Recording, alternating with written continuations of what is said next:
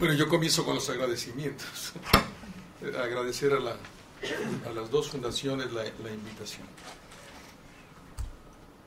Traía preparado un texto, pero lo voy a dejar de un lado a propósito de lo que oí acá y pienso que puede ser más útil como lo voy a plantear. Y voy a dividir mi intervención en 4 temas, un poco algunos elementos de la historia del país para poder entender esta relación entre medios de comunicación y democracia, después el estado del arte de la libertad de expresión y de prensa en el país, después una historia de la relación entre medios y poder, después un caso particular con las campañas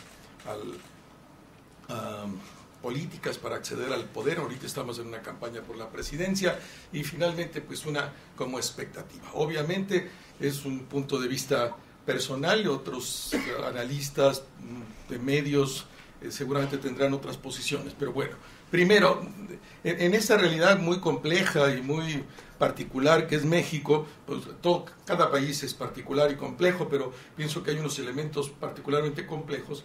Me parece muy importante tener en cuenta el desarrollo de la historia de México para poder entender esta relación entre poder y medios. Recordar que México es la primera revolución social en el continente. En 1920 un grupo llega y por la vía de las armas se hace del poder y se hace del conjunto del poder, y esa estructura permanece igual, el presidente del mismo partido hasta el año 2000, o sea, 80 años fue el mismo partido. En realidad no hubo procesos electorales y eso va construyendo una relación obviamente entre prensa y poder, no puede ser de otra manera. La primera vez que un gobernador en México no fue del PRI, fue en Baja California, pegado a California, los Estados Unidos, que ocurrió en 1989, o sea, 69 años después. La primera vez que el Congreso no depende directamente de la oficina del presidente es hasta 1997, 77 años después de la Revolución. O sea, ha estado pues el peso específico que ha tenido el partido de Estado hasta la pérdida de la elección del 2000, pues ha sido determinante. Y ya se pueden imaginar ustedes cómo se da la relación entre el poder y los medios cuando yo soy el dueño del conjunto de la estructura social. Las organizaciones empresariales las creó este partido, las organizaciones sindicales las creó este partido, las organizaciones populares las creó este partido. El partido creó toda la estructura moderna del entramado político mexicano y también creó los medios, para acabar rápido y pronto.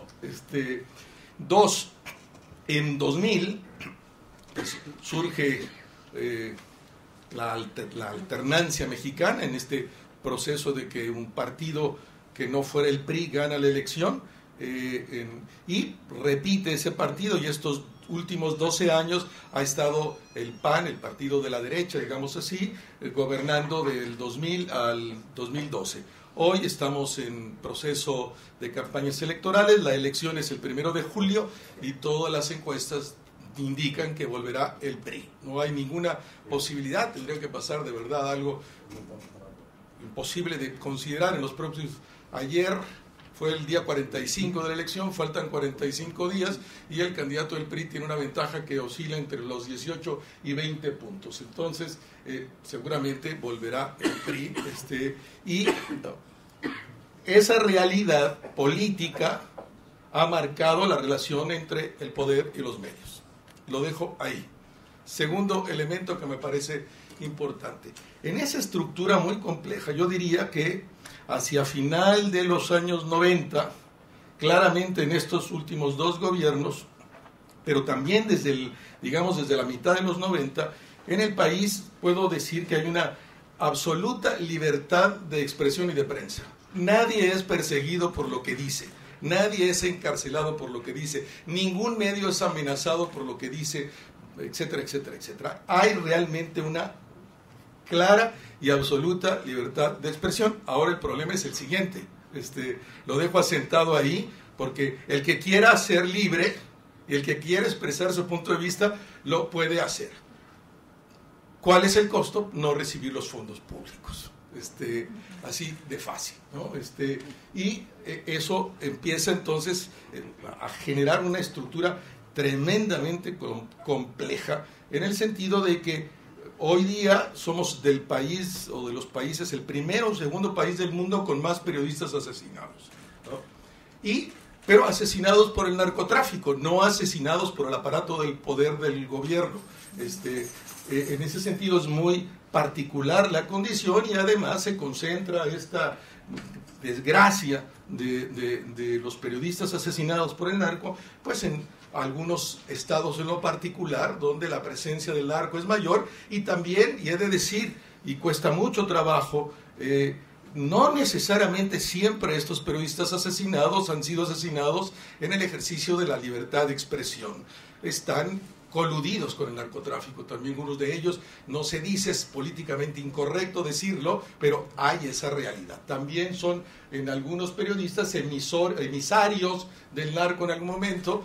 El narco, otro grupo, decide entonces por qué él está haciendo cosas a favor del otro grupo, pues decido y lo elimino. Y en ese sentido, no todos estos asesinatos, que son lamentables todos, son en el virginal lucha por la libertad de expresión y la denuncia del crimen organizado, sino muchos son asesinados porque no cumplieron lo que les tocaba, etcétera, etcétera. No quito, insisto, el problema. Pero bueno, en términos de la estructura del poder político, pues no hay ningún problema, no hay, de verdad, hay una libertad absoluta, etcétera, etcétera, para aquel que la quiera ejercer.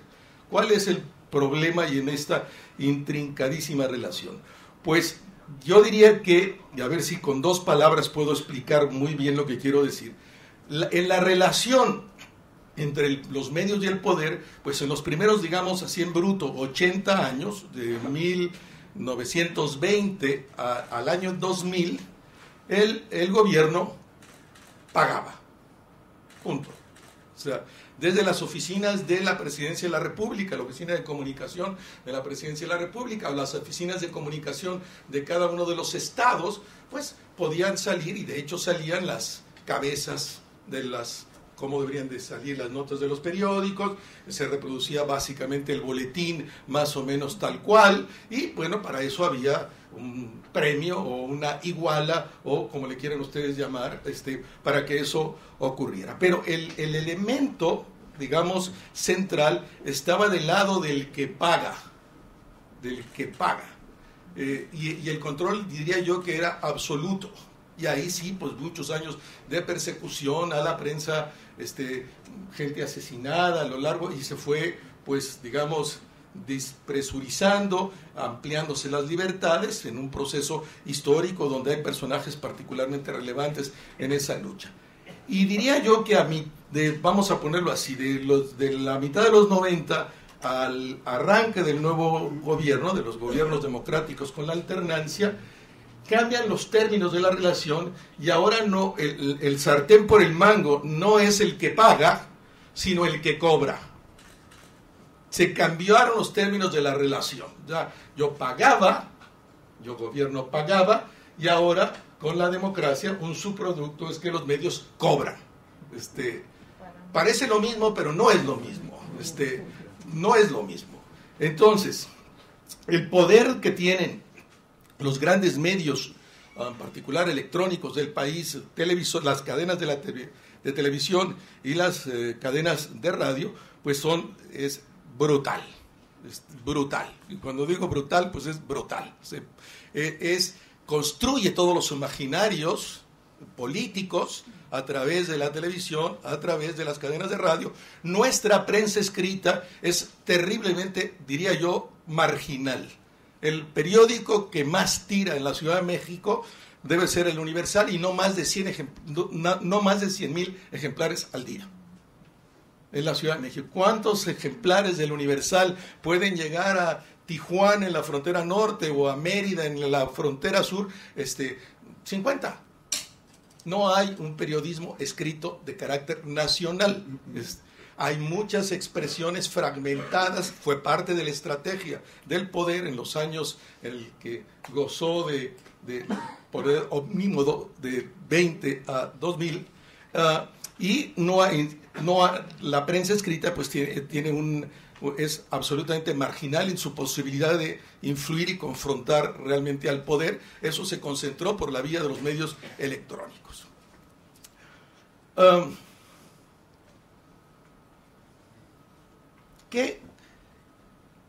¿Cómo se articula pues esta relación ahora?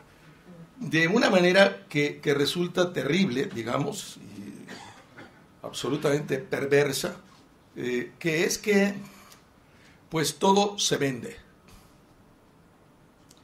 Hasta probablemente la elección presidencial del 2006, donde entra una nueva ley en términos electorales, donde los partidos no pueden comprar espacios en los medios electrónicos, sino que harán uso del derecho que tiene el gobierno a esos espacios en los medios electrónicos. Pero ya los partidos no podrán comprar medios, no podrán comprar espacio en los medios. Esto que se veía como una virtud, en principio todos estábamos de acuerdo, pues se convirtió en una pesadilla. Porque los medios, muy rápido, de hecho cuando venía una campaña, en la bolsa de valores se podía ver cómo subían las acciones de Televisa o cómo subían las acciones de Televisión Azteca, porque se sabía, como eran fondos públicos, por lo menos una parte se sabía la masa de dinero que iban a obtener de la campaña y subían las acciones, así de fácil. Se sabía que iba a ser, bueno, no sé, 400 millones de dólares, 500 millones de dólares de lo legal y abierto, y subían las acciones. Estaba claro. Ahora, cuando dejan de tener ese recurso, en particular, es un gran golpe para los medios electrónicos, para las radios, no saben qué hacer, quedan pasmados, pero quedan pasmados 2-3 meses, y al cuarto mes reaccionan diciendo, pues ahora en adelante tenemos que rehacernos, resarcirnos de la pérdida. Entonces de aquí en adelante todo se vende. Todo tiene precio, la noticia tiene precio. Antes no había tenido precio la noticia en general, digamos, para los medios que trataban de jugar al periodismo verdadero, pero empezó a tener precio todo. Y en ese momento yo diría, resulta probablemente muy fuerte, y estoy intencionalmente simplificando la complejidad, pero para poder entendernos con relativamente rapidez, pues es un problema brutal en el país, porque no hay ningún conflicto entre poder y medios. Nada tiene que ver con lo que pasa en Argentina, o lo que pasa en el Ecuador, o lo que pasa en Bolivia. Nada, acá están arreglados perfecto. Nada más es de cuánto. ¿De cuánto? No hay ninguna tensión de nada, simplemente, bueno, pues, ¿cuánto?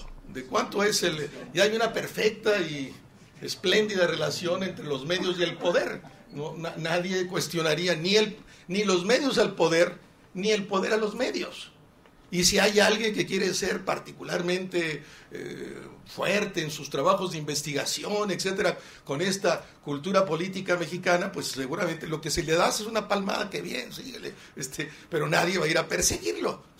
Es absolutamente marginal la posibilidad de influencia que puede tener, y en razón de eso pues no es atacado, diría, así como en bruto. Entonces, yo sí pienso que lo que ha pasado pues es este cambio en la lógica. En México decimos siempre, seguramente en otros muchos países también, pero ¿cuál es la diferencia entre borracho y cantinero? Pues del lado de la barra, ¿no? En el que estás. Bueno, pues acá nada más ahora es, pagaba, ¿quién tiene la sartén por el mango? Antes el que pagaba, ahora el que cobra, ¿no? Esa es la transformación de la relación entre medios y poder. Menciono ahora en particular el fenómeno de las campañas. El gobierno de México, por una concesión desde hace muchísimos años, tiene acceso todos los días a un tiempo que están obligados los concesionarios a otorgar al gobierno para que el gobierno se publicite, ¿no? Digamos, varía, ha habido disputas en algunos momentos, básicamente pueden ser entre 8 o 10 minutos el que está obligado el concesionario a otorgar al gobierno todos los días, ¿no? Si lo divides en spots de 20 segundos, pues multiplíquenle y te da para un montón de spots. Bueno, en campañas, esos tiempos del gobierno pasan al Instituto Federal Electoral, pasan al IFE, que organiza las elecciones, y el IFE los distribuye entre el propio IFE para promover el voto y los partidos. Y la cantidad de tiempo que le toca a los partidos está determinado por cómo te fue en la última elección federal. Entonces, todos tienen una base mínima y luego en razón de tu electorado, de cómo te dan más o menos tiempo y menos spots.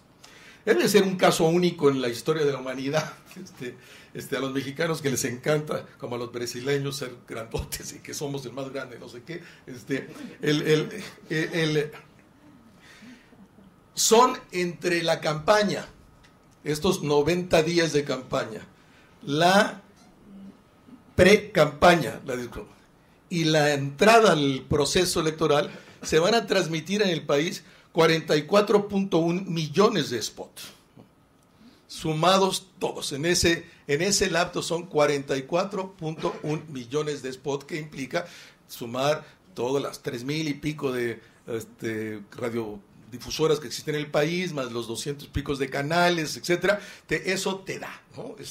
Para tener una como idea de qué quiere decir eso, ¿no? Entonces, pues te amaneces en la campaña con los anuncios y sigues y todo el día, y son uno detrás del otro, es una cosa espantosa. Pero lo quiero hacer mención, porque si bien en la campaña es donde podríamos los ciudadanos elegir quién nos va a gobernar, y en razón de eso, la posibilidad que tienen los medios para dar a conocer o no a un candidato determinado, pues resulta relevante y significativo, en la realidad, con una tremenda sobreregulación que hay de parte de los partidos para que el Instituto Federal Electoral impida los spots que ataquen al otro, una castración en general de todo el proceso diseñado por los propios partidos para que no se pegue uno con el otro, ese tipo de cosas.